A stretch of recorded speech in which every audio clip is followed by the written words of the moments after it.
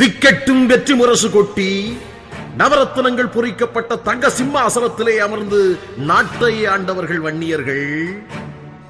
சேர, சோழ, பாண்டிய, பல்லவ, சம்புராய மன்னர்களின் வழித்தோன்றர்கள் நாம். படை நடத்தி பாராண்ட படைத்தளபதிகள், நாற்படை வீரர்கள் வன்னியர்கள். போரிடும் பெரும்படை, பள்ளிவாழ் போர்ப்படை என்ற வரிகள் வன்னியர் வீரத்தை பறைசாற்றும். இந்த நாட்டை ஆண்டு மக்களை காத்து தியாகங்கள் செய்து அதர்மம் அழித்து தர்மத்தை நிலைநிறுத்தியவர்கள் வீர வன்னியர் பரம்பரையினர்.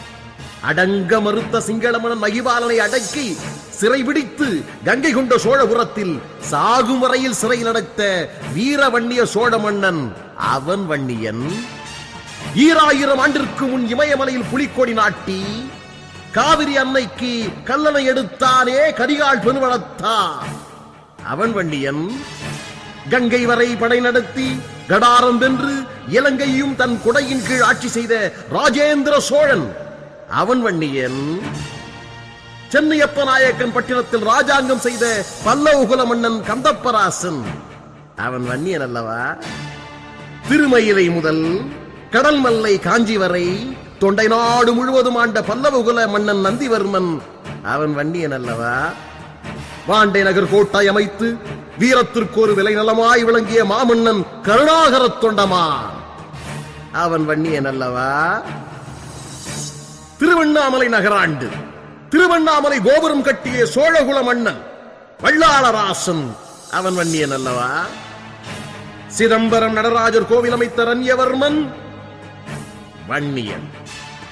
மலையை குடைந்து குகை கோவில் கட்டி மகுடம் ஏற்று காஞ்சிப்பட்டினம் ஆண்ட நரசிம்ம பல்லவன் அவன் வன்னியர் அல்லவா? வன்னியர்களால தெரியாதவர்களா? கம்பனுக்கு கை கொடுத்த ஓரங்கள் நாட்டு பிரதாபருத்தி வன்னியன். உத்தம நீதி பட்டம் பெற்று அரசாணை செய்த தூசி ஆதிநாயக நீலாங்கரையான் வன்னியன். கடையெழு வள்ளல்களான பாரி, ஓரி, ஆய், அண்டிரன், காரி, வேகன் மற்றும் தகடூராம் தர்மபுரியை ஆண்டு அவ்வைக்கு நெல்லிக்கனி அளித்த செம்மல் அதியமார் இவர்களெல்லாம் வன்னியர்கள் அல்லவா? செங்கற்பட்டை அடுத்த திருவிடைச்சூரில் கோட்டை அமைத்து கிருஷ்ணதேவராயரை எதிர்த்து போரிட்டு வாழ்ந்த காந்தவராயன் சேந்தவராயன் இவர்களும் வன்னியர்கள் அல்லவா? திருவேங்கடமாம் திருப்பதி அமைத்து சீரிய நல்லாட்சி செய்த தொண்டை மன்னன் தொண்டைமான் வன்னியன் அல்லவா? கிடங்கல் மாநகராம் திண்டிவனத்தை ஆண்டு மக்களாட்சி புரிந்த நல்லிய கோடார் வன்னியன் அல்லவா?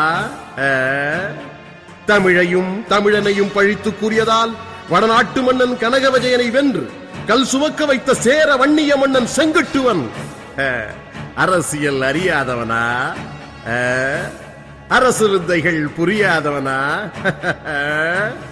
பல்லவ நாட்டு படைகளை பழித்து கூறிய புலிகேசியை கொன்று நாட்டை தீக்கரையாக்கி தன்மானம் காத்த பல்லவகுல வீரன் நரேந்திரவர்மன் வன்னியன் அல்லவா?